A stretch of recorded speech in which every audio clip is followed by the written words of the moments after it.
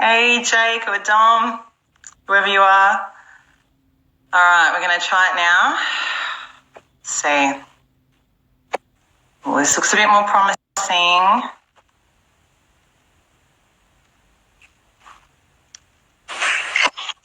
Ooh. Yay! Oh my gosh. Here we go. Okay, now you're on the side though, Cal. On the side. Okay, I gotta hold it like this. All right. Yeah, there you go. All right. So I gotta hold my phone. Oh gosh, perfect. My first live, I was like, no. Yeah. All right. It's cool. It's working now. All right, cool. Well, we may as well get started, seeing as it's already a couple of minutes after. Yeah, well, it's good. So I wanted to let everyone know, a few people are probably wondering why I'm doing this, and I wanted to share with people, I think most people know how passionate I am about meditation, but it's been so life-changing for me and my family that I feel like it's almost my duty to kind of share about meditation. But I thought, what better way to be able to share than actually have an expert on. And so that's why I've got my meditation teacher, who I learnt meditation from about 3 years ago now. So I'm bringing my meditation teacher on today, Kelvin, and Kelvin's been meditating for 50 years and teaching at 47, which is amazing. I started in the womb. Okay, go ahead. Yeah, exactly. How 50, I have no idea, because you're clearly like 40. So, and Cal has taught people to meditate, CEOs, teachers, athletes. I've seen a celebrity post on there, Cal, the US Army. So he's had lots of experience. So I thought it'd be really cool to get Cal on to answer some of our questions, but also to, I think there's a lot of misconceptions out there about what meditation is. There's still, because it's such a buzzword at the moment, you know, mindfulness and meditation and stuff. Right. But I think there's still a lot of people who don't quite actually understand what meditation is. So can you just give us a brief description of what meditation actually is? Sure. So there's so many different meditation techniques out there, and I've had experience with pretty much all of them. If I haven't done them, then I've taught people who have. And what I teach is a technique that's very easy and effortless. So most of the techniques out there are not that. Most of them require focusing of the breath, focusing of the mind on something, a candle or something internal, controlling the mind, concentration, or clearing the mind of thoughts. What I teach, as you know, because you've been doing it for 3 years, is not that. And that's why it's so easy. That's why people do it. Hello. And then that's why they get the benefits so quickly, and it's a little bit more effective. So what I teach is very different from what's most out there. Now they all have the same objective. You know, they're trying to reduce anxiety, get more inner peace, more calm, deal with PTSD, or just spiritually, just expand the capacity spiritually of the person's mind. Whatever the goal is, they pretty much have the same goals, right? But how you get there is the crucial thing. It's, lots of people, I say, can describe point B, but everybody's at point A. No, people aren't at point B. How do you get from point A to point B? That's the trick, right? Yeah, exactly. Because I know even when I've done meditation, at the end of yoga or whatever, and the teacher's like, clear your mind and get rid of all your thoughts. And so instantly all the thoughts come in. And a lot of people say to me, I can't do meditation. It's too hard. I've got too much on, too much going through my mind. It just doesn't work for me. So exactly. Is there still benefits from doing things like guided meditation and those other kinds of meditations you're talking about? Are there still benefits for doing them, or? Sure. There's still benefits from doing. I'm a pragmatist. Look, I'm a whatever works guy. So if it works, right? And but since I've had literally almost 50 years experience with meditation, I know all the different permutations and variations of the different processes. So if we're talking about effectiveness, more effective is going to be an easier, more effortless technique. But yeah, do other techniques still give you some benefit? Sure. And in guided, look, I do guided meditation sometimes with my students, but that's not the main technique that I teach. So it's not a bad thing, guided meditations. They're just different. And they tend to involve a little bit more control. And, even a guided meditation that's a little bit less control and more free flowing, I think is a more effective guided meditation technique. So there's a range within guided meditation techniques too. As you know, my technique, just to be clear with folks who are on the call, it's eyes closed. You do it for about 10 or 15 minutes each time, twice a day. And like we've said already, it's not clearing the mind. It's allowing your mind to think. Because like you said, Anjali, if you try to clear your mind, what's the first thing that happens? More thoughts come in. It's like if I told you, do not think of the word hippopotamus. You cannot. It's just boom. It's already there. You've already thought of it. It's just like I can't stop thinking about it now, right? Yeah. And so you cannot try to make the mind quiet because trying always creates more activity. It doesn't create less activity. It makes it worse. And so the trick is, how do you quiet your mind without trying to quiet your mind? That's the key. Yeah. So take us back then to 50 years ago. How did you start meditating? How did that come about for you? Well, for me, I was a student, and I was in my teens, and I was a teenager, and and people think, oh, you have an Asian background. Wow, do you come from some spiritual Asian thing? I said, no. I ate hot dogs and hamburgers and growing up, and my parents were scientists. And so it was the farthest thing from my conscious awareness anyway. But when I learned, and the reason I learned is because I was very anxious. I had really high anxiety. And so I needed to do something. And so I didn't want to go the pharmaceutical route. And so I had to do something. So I stumbled into it really when I was a teenager, and I started meditating, and it just took away my anxiety almost immediately. It was just like, whoa, I felt so great all the time.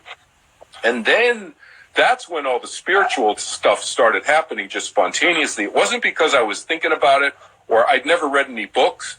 I still don't read many books about spirituality, but I have all these spiritual experiences, as you know.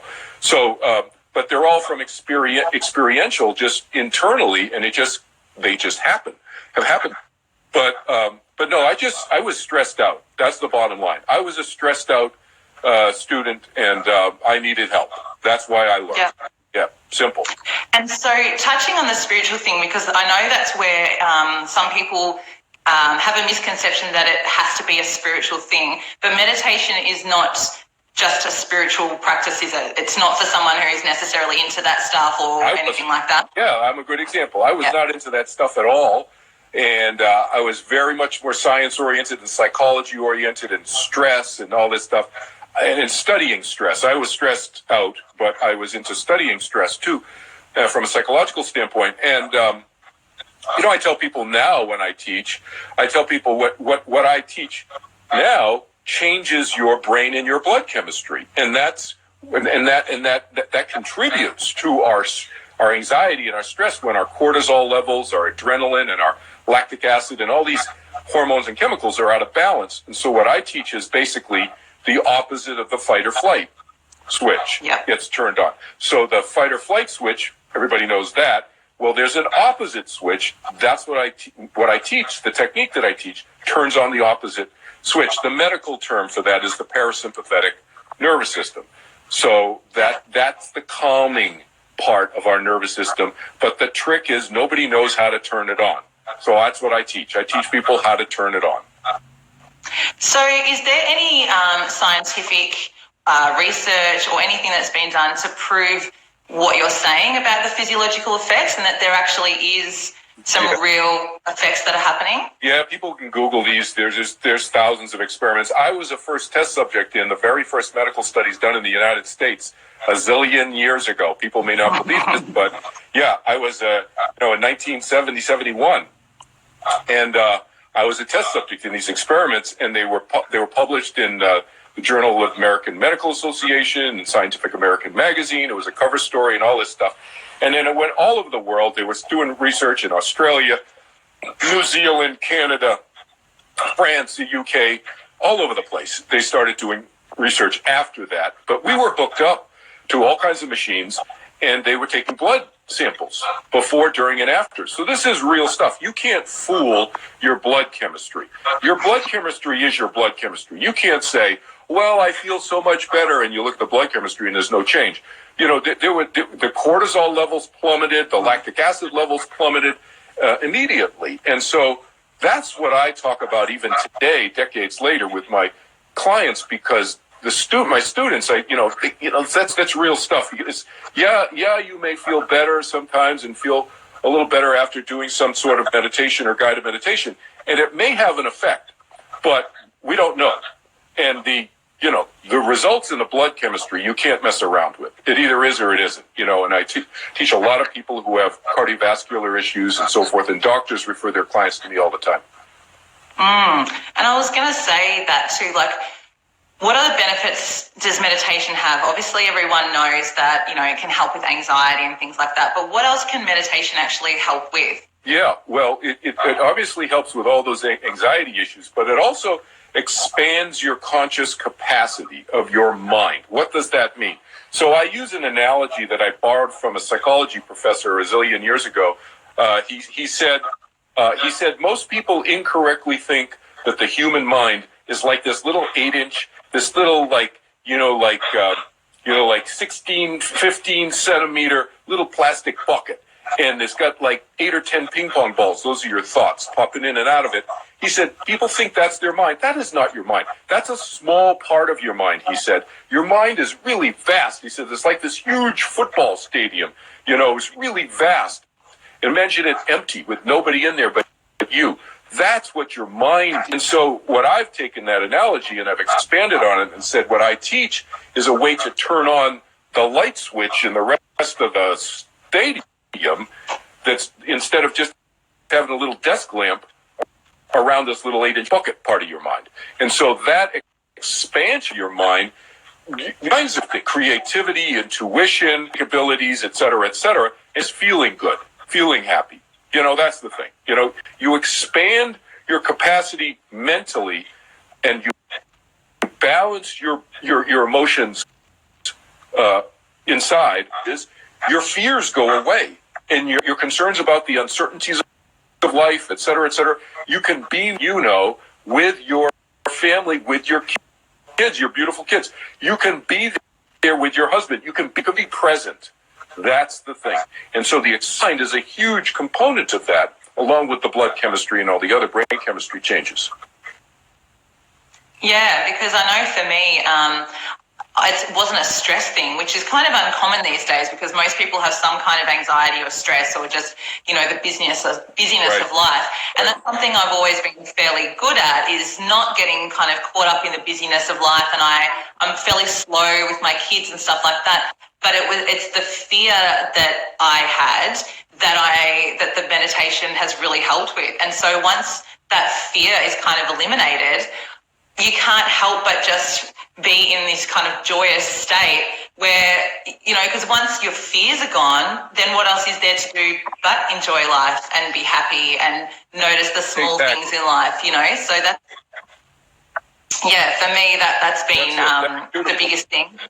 That's really, yes, beautifully said, Angelique. And it's about, people talk about living in the present, and it's true. We need to live in the present more and less what I call beyond the imagination horizon. Almost emotionally, people are like living in that future emotional beyond the horizon instead of being here with their family, with themselves, with their friends and so forth, with their loved ones, living now. But how do you do that? And that's the thing. And when you do that, your happiness quotient just skyrockets. It's just, it's just because you're there with people, your way, and you can live life. So to me, regardless of what psychic or spiritual beliefs people may have, whether they believe in one life or they believe in incarnation or heaven or whatever they believe, doesn't matter. It's about living life now and enjoying it to the fullest. And that's what I help people do, regardless of what their belief system is. It does not matter to me, Yeah, and because I know a lot of people, I constantly hear, life's so busy, time goes so fast, and I always in my head think, maybe for you it does, and it seems to be the common thing that everyone thinks life's so busy. And I feel like saying, but it doesn't have to be. Like, I don't feel like time goes fast, and I don't feel that overwhelmed that people feel, and they don't have to feel like that. You know, you have a choice. And I think that's why doing the meditation, just to give you that time to be still and to allow your mind to kind of, you know, and then the other thing I find too is that then it becomes your default. Instead of when the kids are getting, you know, silly at night or they're carrying on, instead of your default being snap or getting frustrated, once you've been doing meditation for a while, your default becomes the, you know, the positive, happy, calmer kind of side, and it just naturally will happen without you consciously thinking, okay, I need to be calm. You just naturally react that way.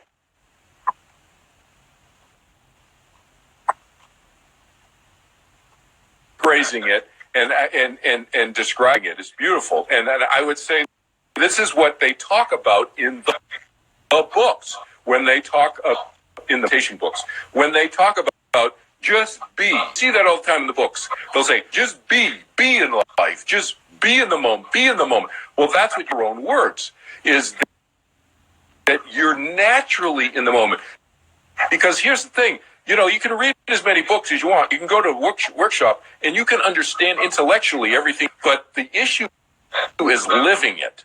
And so that's where the meditation comes in, because it's experiential. And when it's experiential, it starts your experience of life. And it has to come from deep inside. It can't in your mind. Oh, I need to be my children. I need to be more present. You know, that lasts about 5 seconds. You know, 5 minutes maybe at the most. And then you're not. But when it's coming inside and you are connected with yourself, because that's what your 3 years of meditation done. It has gradually, little by little, each day, connected yourself more and more inside, so that, as you said, to use your words, which are beautiful words, the way to say it, it becomes your default. It's just who you are. It's just your natural state. The unnatural state is when you're not like that. Most people are flipped the other way around. You know, it's their natural default state is to be frazzled, and then every once in a while they're calm and at peace inside, maybe. You know, but as you continue doing the techniques the way we do it together, you and me, individually ourselves, that becomes the default. It's the inner peace, the calm, that becomes the default. Because people ask me, they say, well, Kel, you've been meditating for 50 years. You started to get rid of your anxiety. Okay, your anxiety went away. Why do you still do it? You know, because I didn't do it just for the getting rid of the anxiety, although when I first learned I did. But I still do it decades because of what you're describing. Because that, it helps maintain that state within me of just being in the present, happy, fulfilled inside. It's as if you fill yourself up in the time you meditate. You fill the container, then you go up and you go around with your children and your husband and your friends and whatever. You can use what you have filled the container up with, as opposed to most people are walking on half empty, and then, you know, then using then they're on fuel. So we're filling it up. So when you fill it up each time, every time, take twice a day, 10, 15 minutes, doesn't take a long time, you're full. So you're filling up your container every time. It changes the quality of your life. That's the thing. Yeah, very nicely said. Talked about the fact that if people want to learn from Australia, you know, just let me know that they're friends of Anjali, and you know, I'm offering a $200 discount, almost half. It's almost half price what I charge in the United States and in Europe. So instead of $495 US, I'm charging $295 US, and So you can tell people, what the math is in terms of the $200 discount. It's like almost $300 Australian off, I think, right? Yeah, it is. And it's just to let everyone know that if you did want to do that, it's over 4 days and it's via Skype, not Right. 4 full days, like an hour at a time. But for Yeah. me, I think it was the difference between, being able to meditate properly, as you're saying, where, those results are happening physiologically. Because Right. people might say, I can do a guided meditation on YouTube, that's fine. And as you said, there will still be some benefits, but to have those effortless, easy, long-lasting benefits as well, then obviously I would recommend doing your course. But you were going to teach us a technique that we can use from today onwards that you can start at least to incorporate into your life. So what would that be? So I'll teach a couple techniques. I'll teach 2 techniques to people real quickly right now so that they can take it. They can teach other people. In fact, if you have any mothers on, they can teach it to their kids, or they don't have to be mothers, but fathers. It could be anybody. You could teach it to some other people. But I say mothers because I taught it to my children when they were very young, 5 years old. So the first technique I'm going to teach you. So it's a very, very simple technique. I'll just teach it to you first, and then I'll explain to you why and how it works, okay? It's a very simple technique. You just take your hand, any hand, whichever hand, doesn't matter, and you put it on your tummy. Put your hand in your tummy, and then you just hand in the tummy, and you take 3, 4, 6, 8, 10 deep breaths. That's all you do. So people can do it while they're on the call if they want. And I'll explain to you. So you do not hyperventilate. Do not breathe any faster. You just take 3, 4, 5, 6, 8, 10 deep breaths. You put your hand in your tummy. It's a very simple technique. And basically the way it works is if you're feeling anxious, what happens? You feel anxious, you're up in your head, right? Your mind's going, And so what does this do immediately? It takes you out of your head without telling yourself to get out of your head. Because if you tell yourself to get out of your head, what happens? You get more stuck in your head. It's like the trying not to try thing. It just doesn't work, right? So instead what this does is when you put your hand in your tummy, you're automatically, your mind, your attention goes where? It goes to your body, to your physical body. So it automatically gets you out of your head without thinking about it. Take some deep breaths. That also gets you more in your body. When you take your deep breaths, what that also does is it stimulates the vagus nerve, VAGUS. You can Google it. The vagus nerve goes from the brain all the way down through all the major organs and so forth. It's the longest nerve in the human body, and it calms the system. That's basically what it does.